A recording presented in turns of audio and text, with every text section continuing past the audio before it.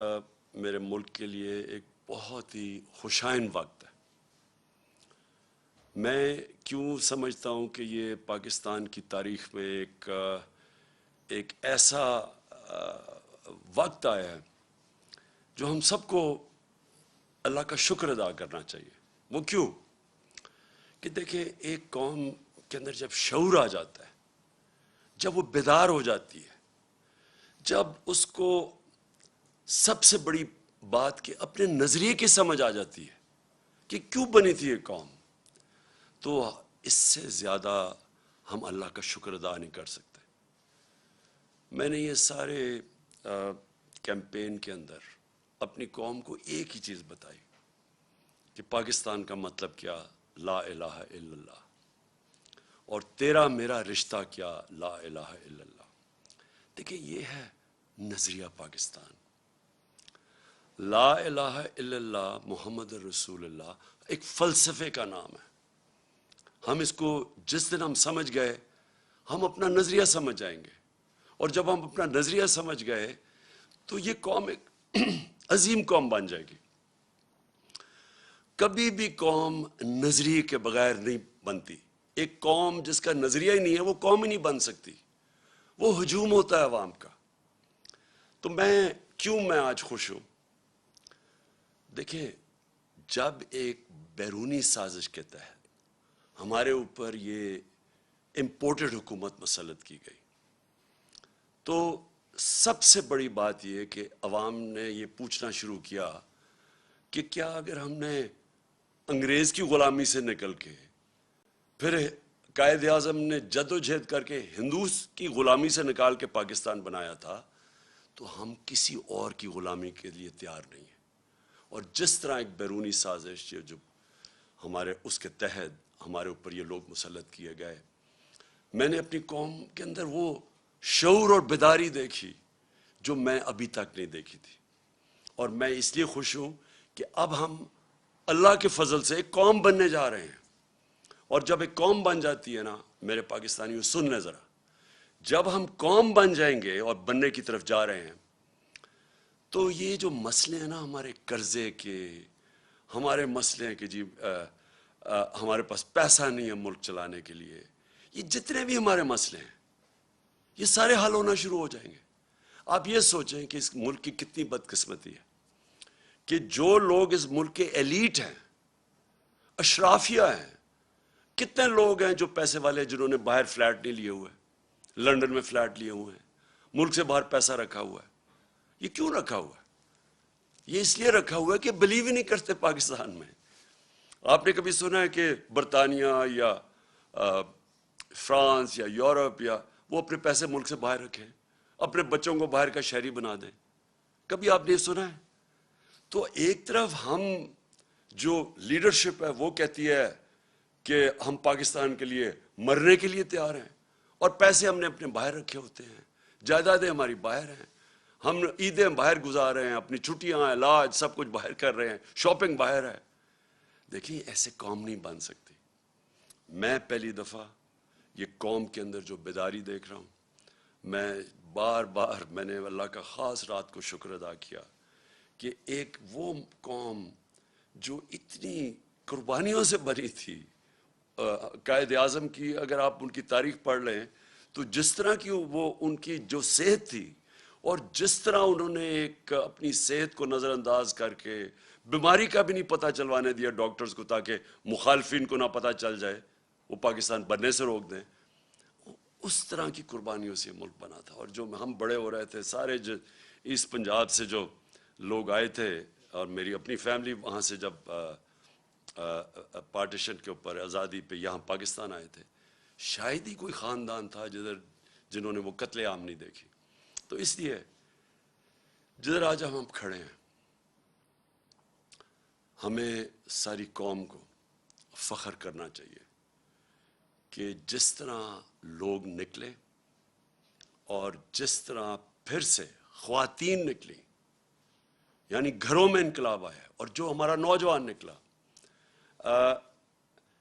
یہ ایک نیا پاکستان ہے۔ نیا پاکستان جو میں بڑی دیر سے اللہ سے دعا مانگتا تھا کہ وہ پاکستان بنے، جو ہمارے جو میرے ماں باپ تھے، ان کی ساری جنریشن، وہ سارے بیچارے مایوس ہوتے گئے جب دیکھا کہ اس نظریے سے ہم پیچھے ہٹتے گئے۔ اب میں جو ملک کے حالات کے اوپر بات کرنا چاہتا ہوں، دیکھیں ہماری جب حکومت تھی تو ایک سیاسی بحران پیدا کیا گیا، مصنوعی سیاسی بحران۔ ایک حکومت چل رہی تھی، پاکستان کی اکنامک سروے کے اندر آپ پڑھ لیں، یہ حکومت کی اکنامک سروے کے متعلق جو چھپتی ہے، کہ جو جائزہ لیتی ہے ملک کی جو معیشت اوپر جا رہی ہے، کیا کر رہی ہے، اس کے اوپر اس کی طبیعت کیسی ہے، تو پاکستان کی اکنامک سروے کے مطابق 17 سال کے بعد سب سے زیادہ ہمارے آخری 2 سال میں ملک کی اکانومی ترقی کی ہے، ہماری گروتھ ریٹ بڑھی ہے، 5.6% تیسرے سال اور 6% جس سال ہمیں ہٹایا گیا۔ اس وقت ملک کی ساری جو انڈیکیٹرز تھے وہ صحیح طرف جا رہے تھے۔ سب سے بڑی چیز ہوتی ہے لارج سکیل مینوفیکچرنگ، آپ کی انڈسٹری۔ جب آپ کی انڈسٹری بڑھتی ہے تو سب سے زیادہ روزگار دیتی ہے۔ ہم نے ان ساری حکومتوں سے زیادہ کرونا کے باوجود سب سے زیادہ روزگار دیا تھا۔ تو لارج سکیل مینوفیکچرنگ جب بڑھتی ہے آپ کا ٹیکس بڑھتا ہے، وہ جب بڑھتی ہے روزگار کے علاوہ ملک کے اندر ویلتھ کریشن ہوتی ہے، دولت میں اضافہ ہوتا ہے۔ تو لارج سکیل مینوفیکچرنگ ریکارڈ طریقے سے بڑھ رہی تھی۔ زراعت، جس کے اوپر ہماری 60% آبادی اپنی زراعت کے اوپر ڈپینڈ کرتی ہے، زراعت کے اندر 4 فصلوں کے اندر ریکارڈ 2 سال ریکارڈ پرفارمنسز تھی۔ کسانوں کے پاس وہ پیسہ گیا جو اتنی سالوں کے بعد کبھی ایسا پیسہ نہیں ٹرانسفر ہوا تھا کسانوں کے پاس۔ جو گنے کی بیچارہ کسان جو پہلے باہر شوگر ملز کے انتظار کرتا تھا، اس کو پیسے بھی نہیں ملتے تھے، کٹوتی ہوتی تھی، اور وہ اس کے بعد کچھ جب کم اگر 180 ریٹ ہے تو اس بیچارے کو 120 ملتا تھا، اور پھر وہ 1 سال کے بعد سب کچھ ہم نے ختم کیا، قانون بنائے اور ان کو پیسہ دلوایا، سب سے زیادہ پیسہ دلوایا، پیسہ گیا دیہاتوں کی طرف۔ اس کے بعد وہاں خوشحالی آئی، ریکارڈ موٹر سائیکل سیلز ہوئی، اس کا مطلب وہاں پیسہ گیا۔ تو زراعت بھی صحیح راستے پہ تھی، ہماری انڈسٹری بھی صحیح راستے پہ بڑھ رہی تھی، ٹیکسٹائل کے اندر سارے ریکارڈ ٹوٹ گئے۔ فیصل آباد کے اندر مزدور نہیں ملتے تھے ٹیکسٹائل کے لیے، انڈسٹری کے لیے۔ تو اس دور کے اندر جب ہماری ایکسپورٹس بھی ریکارڈ ہو گئیں، ہماری ریمیٹنسز بھی ریکارڈ ہو گئیں، یعنی سب پاکستان کی تاریخ میں سب سے زیادہ ملک میں ڈالرز آ رہے تھے۔ اور اس وقت جب آئی ٹی، دیکھیں فیوچر اس ملک کا ٹیکنالوجی میں، آئی ٹی میں، ہم نے جو ان کو آئی ٹی کی انڈسٹری کی مدد کی، 2 سالوں میں 75% ہماری ایکسپورٹس بڑھی اور ہم صحیح راستے پہ نکل گئے تھے۔ تو اس دور میں جب ایک ملک صحیح طرف کیا چلا گیا تھا، اور آئی ایم ایف، یہ یاد رکھیں، آج کہتے ہیں جی ہم آئی ایم ایف کے مجبور ہیں، ہم 2.5 سال آئی ایم ایف کے ساتھ تھے، ہم بھی مجبور تھے آئی ایم ایف کے پروگرام میں ہوتے ہوئے۔ اور اب انہوں نے کہا نا جی عالمی مہنگائی ہوئی، عالمی مہنگائی تو پچھلی گرمیوں سے شروع ہو گئی تھی، ہم جب کہتے تھے عالمی مہنگائی ہے تو یہ کہتے تھے مہنگائی مارچ کریں گے۔ تو جب ساری چیزیں پازیٹیو جا رہی تھیں، اور اس کے باوجود کہ ہم آئی ایم ایف میں بھی تھے، اس کے باوجود جب ہم وہ پاکستان کو فلاحی ریاست کی طرف لے کے جا رہے تھے جو پاکستان کا نظریہ تھا، اسلامی فلاحی ریاست، ہم نے پہلی دفعہ ہیلتھ کارڈ، کبھی سنا ہے کہ کسی بھی مڈل انکم گروپ، غریب کو تو چھوڑے، جو اپنے سارے خاندانوں کو ایک ہیلتھ انشورنس دے رہا ہے 10 لاکھ روپے کی، کہیں بھی جا کے اپنا علاج کروا سکے۔ احساس پروگرام ہمارا انٹرنیشنلی اکنالج ہوا، جو غربت کم کرنے کے لیے پروگرام تھا۔ انٹرنیشنلی اکنالج کیسے ہوا کہ اسٹینفورڈ یونیورسٹی کی ریسرچ، انہوں نے ریسرچ کر کے فیصلہ کیا کہ پاکستان کو احساس پروگرام فلاحی ریاست کی طرف لے کے جا رہا تھا، کامیاب پاکستان تھا، سستے قرضے نچلے 20 لاکھ خاندانوں کو دے رہے تھے تاکہ ہنر اب سیکھ سکیں، تاکہ وہ دکانیں کھول سکیں، کسان پیسہ لگا سکیں، سود کے بغیر قرضے دے رہے تھے گھر بنانے کے لیے۔ پھر پوری ایک ہاؤسنگ کا ہمارا پورا انسینٹیوائز کر رہے تھے، بینک پیسے دیں، کم سود کے اوپر لوگ گھر بنائیں، جتنا کرائے دیتے تھے اسی کرائے کے اوپر قسطیں پے کر کے اپنا گھر بنا لیں. یہ ساری چیزیں چل رہی تھیں. اس وقت سازش کر کے ہماری حکومت گرائی گئی. اور جب ہماری حکومت جب گرانے جا رہے تھے تو میں نے اور شوکت ترین نے پوری کوشش کی آگاہ کرنے کے لیے کہ یہ جو آج حالات ہیں انٹرنیشنل، جدھر ایک عالمی مہنگائی آئی ہوئی ہے جس کو کہتے ہیں کموڈٹی سپر سائیکل، اور اس کے علاوہ جو اس ملک کے اندر، جو ہمارے ملک کے اندر جو حالات ہیں اس وقت، اگر یہ گورنمنٹ گرائی گئی تو جب سیاسی اگر بحران آیا تو معیشت نہیں سنبھالی جائے گی. ہم نے یہ آگاہ کیا، وہ لوگ جو روک سکتے تھے اس کو، کہ معیشت نہیں سنبھالی جائے گی. اور خاص طور پہ ان لوگوں سے آپ ذرا ان کا ٹریک ریکارڈ دیکھیں، یہ کب انہوں نے ہماری ملک کی معیشت ٹھیک کی ہے. اور سب سے بڑی انڈیکیشن ہوتا ہے جب آپ ایک ملک کی معیشت کو ٹھیک کرتے ہیں تو آپ کی ایکسپورٹس بڑھتی ہیں، جس سے ڈالرز ملک میں آتے ہیں، جس سے ویلتھ کریشن ہوتی ہے. ان کے پچھلے 5 سال تو ایکسپورٹس بڑھی نہیں، جو یہ نون لیگ کے 5 سال تھے. ان کے جو دوسرے دور میں جو 97 سے 99 تک تھا، تب بھی کوئی ان کی ایکسپورٹس کے اندر اضافہ نہیں تھا. دونوں دفعہ انہوں نے اتنے بڑے بیرونی خسارے چھوڑ کے گئے. تو ان سے تو بڑھنی نہیں تھی، اور ہمیں پتہ تھا کہ کیوں آنا چاہتے ہیں، اور وہ واضح ہو گیا. آتے ساتھ ہی انہوں نے اپنے کرپشن کے کیسز معاف کروانے کی کوشش کی. وہ اسمبلی سے بل پاس کروا دیا ہے، جو انشاءاللہ میں کل سپریم کورٹ میں چیلنج کر رہا ہوں کہ 1100 ارب روپے کے، جب آپ اس کو ایگزامن کریں، 1100 ارب روپے کا جو پیسہ اس ملک کا چوری ہوا ہے، جو یہ لوگ جو اسمبلی میں بیٹھے ہوئے ہیں ان کا معاف ہونے جا رہا ہے. اور اس لیے وہ آئے تھے، کیسز اپنے ختم کروا رہے ہیں. ایف آئی اے کا کیس جو شہباز شریف کے اوپر اوپن اینڈ شٹ کیس، اس کے اور اس کے بیٹے کے اوپر 16 ارب روپے وہ معاف کروانے جا رہے تھے. تو یہ ہونا ہی تھا جو ہوا ہے. اور آج ہم کدھر کھڑے ہیں؟ آج بلومبرگ جو اب ایک انٹرنیشنل ادارہ ہے، سب اکانومسٹ جانتے ہیں، اس انٹرنیشنل ادارے کے مطابق آج پاکستان 4تھے نمبر پہ ہے وہ ملک جو ڈیفالٹ کرنے جا رہا ہے. ڈیفالٹ کا مطلب کہ ہمارے پاس ہم بینکرپٹ ہونے جا رہے ہیں، ملک کا دیوالیہ نکلنے جا رہا ہے.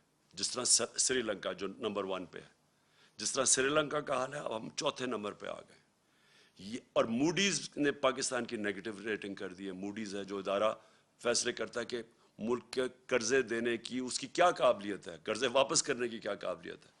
ہم جب تھے انہوں نے نیگیٹو سے اس کو پازیٹیو کیا تھا، آج وہ پھر نیگیٹو پہ چلی گئی ہے.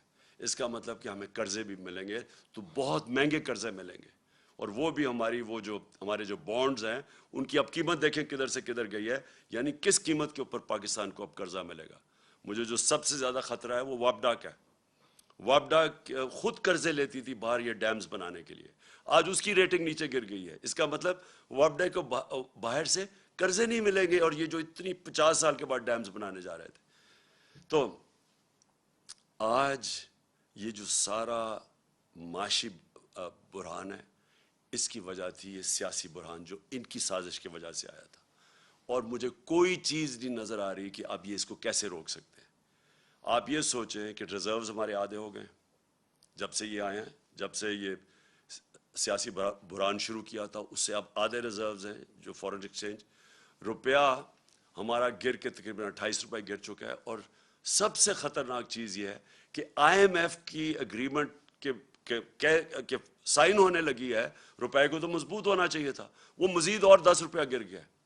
تو آگے اگر جس طرح کے حالات ہیں، آگے اگر اب ہم نے سبق نہ سیکھا اور یہ نہ سمجھا کہ جب تک سیاسی سٹیبلٹی، جب تک سیاسی بحران ختم نہیں ہوگا، یہ معیشت اب اور مزید نیچے جائے گی. اور مجھے خطرہ ہے کہ ادھر ہی نہ پہنچ جائے کہ سب کے ہاتھ سے ہی نکل جائے. اس لیے ایک ہی راستہ ہے اب آگے، اور وہ ایک راستہ ہے صاف اور شفاف الیکشنز کروانے کا. اور میں آج اپنی قوم کے سامنے جو چیز رکھنا چاہتا ہوں जिस तरह का इन्होंने पंजाब में इलेक्शन करवाया, ऐसा अगर इलेक्शन करवाना है और अगर ये इसी तरह के आगे इलेक्शन करवाने हैं, मैं आपको यकीन दिलाता हूं कि इससे बुरहान बढ़ेगा, कम नहीं होगा। हर बार इस्तेमाल किया गया हमें इलेक्शन हराने का। सारी जितनी पंजाब की हुकूमत के पास जितने भी तरीके थे हमें इलेक्शन हराने के, उन्होंने सारे इस्तेमाल किए। सुप्रीम कोर्ट की जजमेंट थी कि किसी किस्म का, जब उन्होंने एक गैर आईनी तौर पे उन्होंने इजाजत दी हमजा शरीफ को चीफ मिनिस्टर बनने की, तो सुप्रीम कोर्ट ने साथ कहा कि किसी किस्म की मुदाखलत नहीं होगी स्टेट मशीनरी की इलेक्शन पे। इन्होंने हर किस्म की मुदाखलत की। एक तो स्टेट मशीनरी पूरी इस्तेमाल की, FIRs काटी, पुलिस के जरिए डराया धमकाया गया। हर जगह से हमारे पास कंप्लेंट्स आए कि जो पुलिस ने हरकतें की। कई जगह थे ऐसे पुलिस ऑफिसर्स, तो वो मैं आज दाद दूंगा, वो इसके बावजूद कि उनके ऊपर प्रेशर डाला गया कि मदद करें इनको जताने की नून लीग को, उसके बावजूद उन्होंने रेजिस्ट किया। उनको मैं सलाम करता हूं। लेकिन मेरे एक वो याद है मुझे, जिस पुलिस ऑफिसर ने सिर्फ यही नहीं कि उन्होंने मुदाखलत की, वो बल्कि नून लीग के जाले बन के उन्होंने हमारे खिलाफ एक्टिविटी की। हमें एक याद है। सुप्रीम कोर्ट की ये वायलेशन थी, कंटेम्प्ट था सुप्रीम कोर्ट ने जो इनको कहा था कि इन्होंने किसी किस्म की, क्योंकि ये आर्जी चीफ मिनिस्टर, ये केयर टेकर टाइप था, इसका काम ही नहीं था हमजा शरीफ का कि जिस तरह इस्तेमाल करता पुलिस को। लेकिन मुझे जो सबसे ज्यादा मुझे जो अफसोस है वो ये चीफ इलेक्शन कमिश्नर के ऊपर है। चीफ इलेक्शन कमिश्नर ने जो बददियानतदारी की है, एक तो अहलियत भी इसके अंदर नहीं है। 40 लाख लोगों को इन्होंने उनको पता चला कि जी वो कोई कंप्यूटर मिस्टेक हुई और मर गए। कहीं दुनिया के अंदर और अगर ये होता 40 लाख वोटर मर जाते, उसको रिजाइन करना पड़ता। लेकिन उसके अलावा इसने पूरी तरह शिरकत की नून लीग को जताने के लिए। हम 8 हमारे पास केसेस हैं, 8 केसेस हैं जो हम इलेक्शन कमीशन के पास गए और वो जायज केसेस लेके इसके पास गए, इसने रिजेक्ट कर दिए। हम फिर अदालत में गए और 8 दफा अदालत ने हमारे साथ खड़े होके इनको ओवर रूल किया, इलेक्शन कमीशन को। जिसका मतलब कि इलेक्शन कमीशन ने जान के हमारे खिलाफ जजमेंट दी थी। इस इलेक्शन कमिश्नर के ऊपर हमें कोई एतमाद नहीं है। इन्होंने इलेक्शन करवाया सेनेट का, सुप्रीम कोर्ट ने इजाजत दी कि आप सेनेट के वोट को वेरीफाई करें। इस इलेक्शन कमीशन को और सारी पॉलिटिकल पार्टीज को पता है कि 30 साल से सेनेट के सीक्रेट बैलेट के ऊपर पैसा चलता है। मैंने पूरी कोशिश की, हम ही सुप्रीम कोर्ट के पास गए और सुप्रीम कोर्ट ने इसको रोकने के लिए इजाजत दी कि हां आप वोट को वेरीफाई कर सकते हैं। इस इलेक्शन कमीशन ने उसको ओवर रूल किया और उसके बाद जो इलेक्शन हुआ, जो पिछले सेनेट इलेक्शन में पैसा चला है, पाकिस्तान की तारीख में इतना पैसा नहीं चला। यूसुफ रजा गिलानी का भाई बेटा पकड़ा गया पैसे देते हुए। इसी इलेक्शन कमीशन ने उसको इन्वेस्टिगेट किया। 1.25 साल हो गया, कोई एक्शन नहीं लिया इसने। यानी किसी और दुनिया के अंदर एक इलेक्शन कमिश्नर जिसका काम है, इसका मैंडेट है फ्री एंड फेयर इलेक्शन, वो जब देखता पकड़ा गया कोई इलेक्शन की चोरी करते हुए, पैसे देके, रिश्वत, कोई एक्शन नहीं लिया। जिसकी वजह से खुलेआम तस्वीरें आई हैं कि इलेक्शन के अंदर पैसा चल रहा था, खरीदे जा रहे थे वोट, खानेवाल के अंदर तस्वीरें आई हैं, पैसे दे रहे हैं, अभी इस इलेक्शन के अंदर खुले पैसे दे रहे हैं। ये वायलेशन है। ये इलेक्शन, ये सारी जो इलेक्शन कमीशन के अंदर जो कानून है, आप पैसे देके वोट नहीं खरीद सकते, रिश्वत नहीं आप दे सकते। किसी को डर ही नहीं था, क्योंकि इसने कभी रोका ही किसी को नहीं, क्योंकि ये सिर्फ रोकता था तहरीक इंसाफ को। इसके सारे फैसले हमारे खिलाफ गए और ये उनको मदद करता था। अब सिंध के अंदर लोकल गवर्नमेंट इलेक्शन हुआ,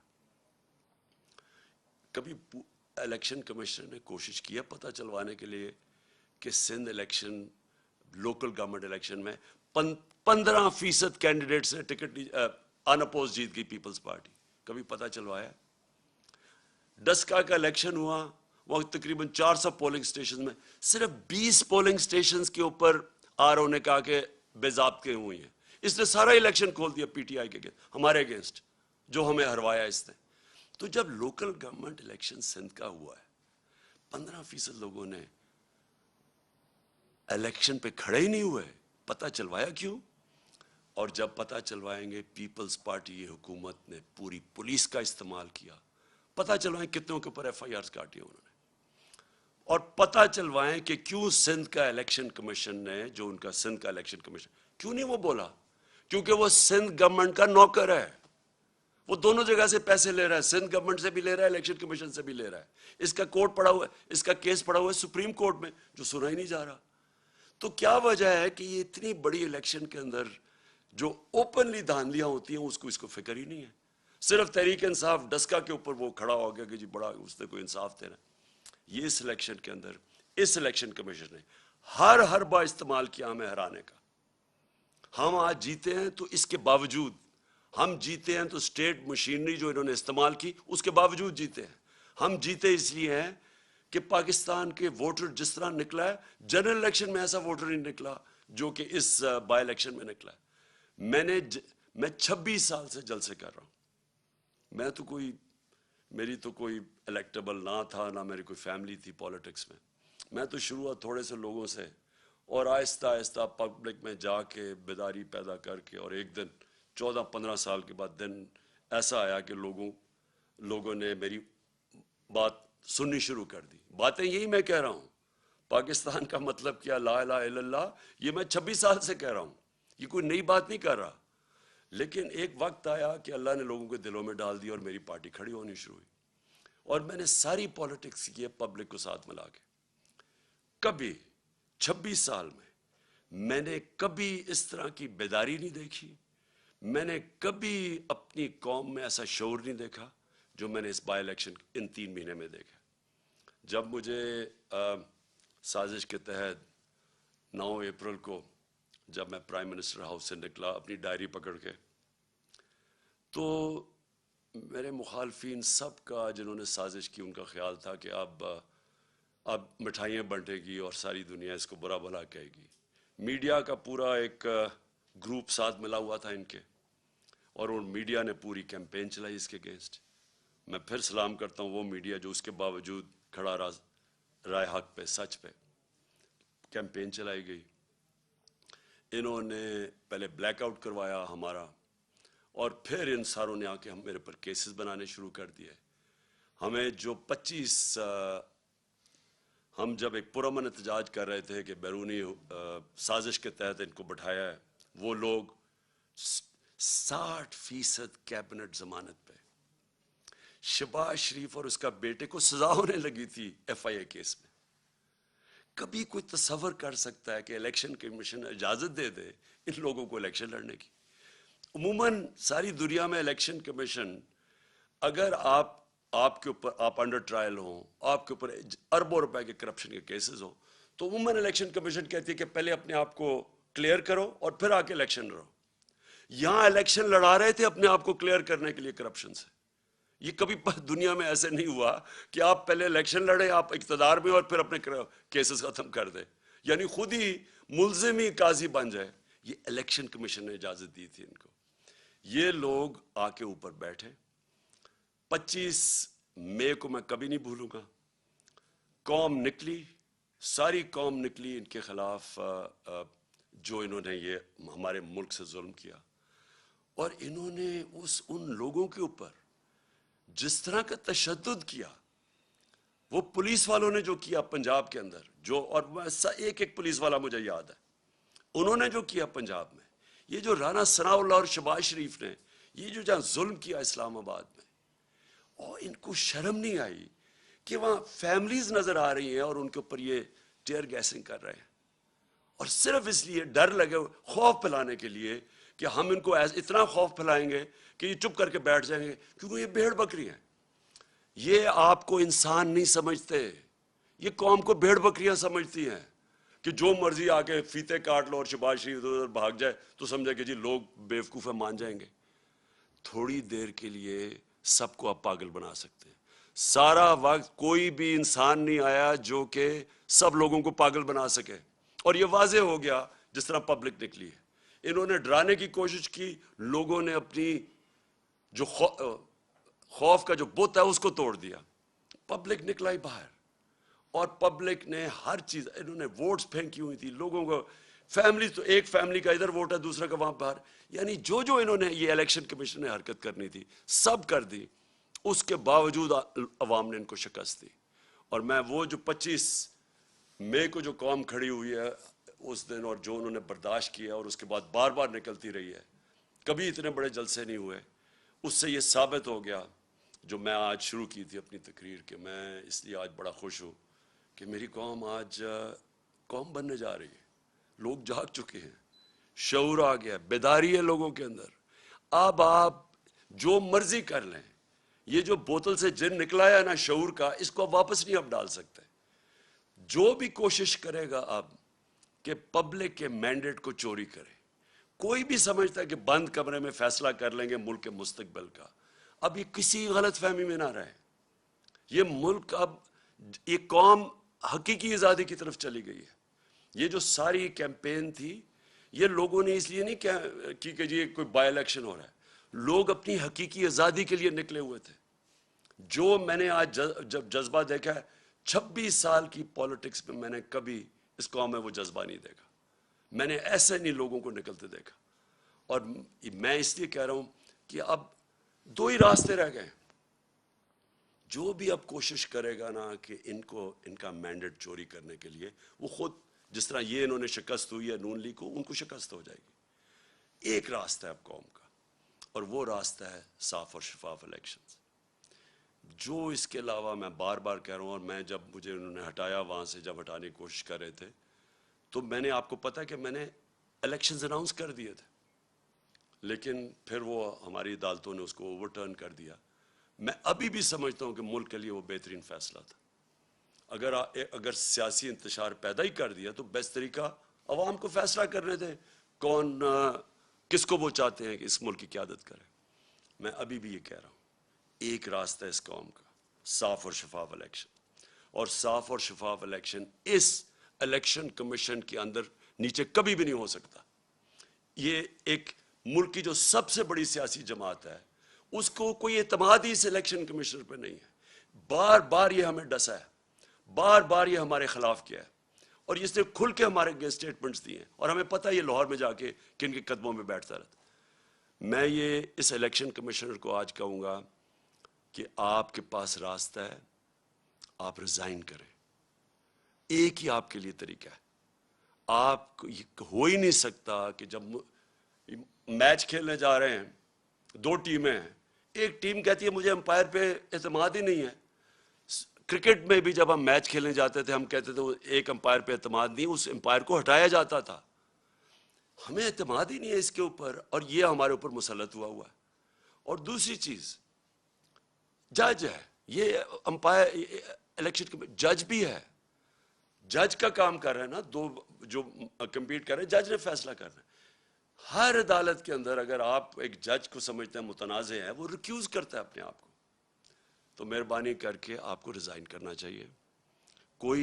ہمیں کوئی آپ کے اوپر کانفیڈنس نہیں ہے، قوم کو آپ کے اوپر کوئی کانفیڈنس نہیں ہے۔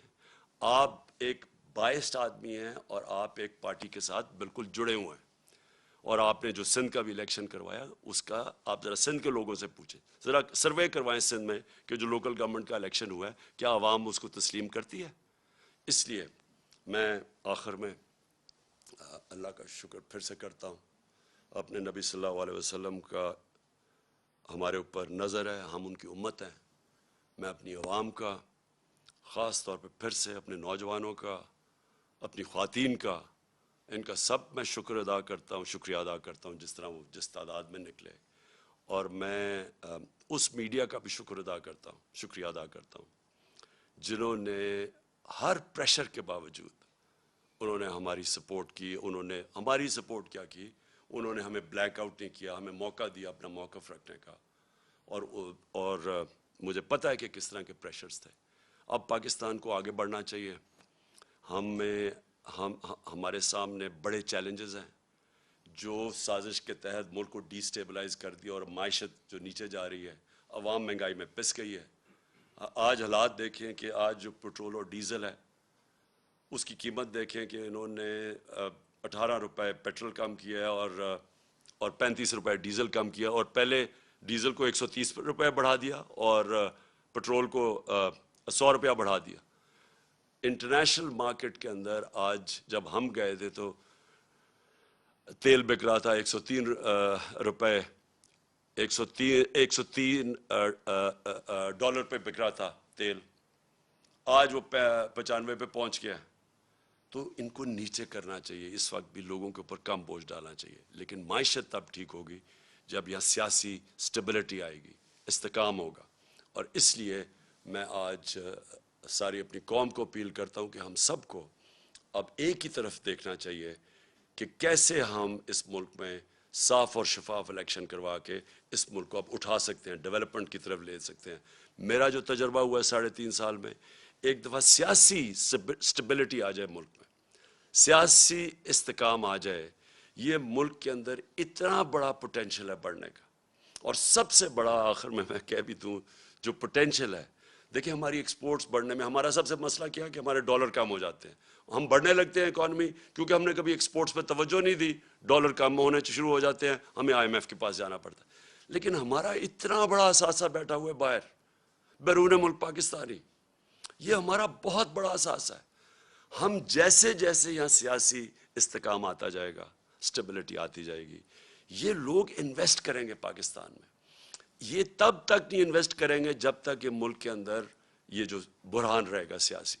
یہ ہے ہمارا اثاثہ. ان کا پیسہ لانے کے لیے، ڈالرز لانے کے لیے ہمیں پولیٹیکل سٹیبلٹی چاہیے. اس کے لیے ہمیں صاف اور شفاف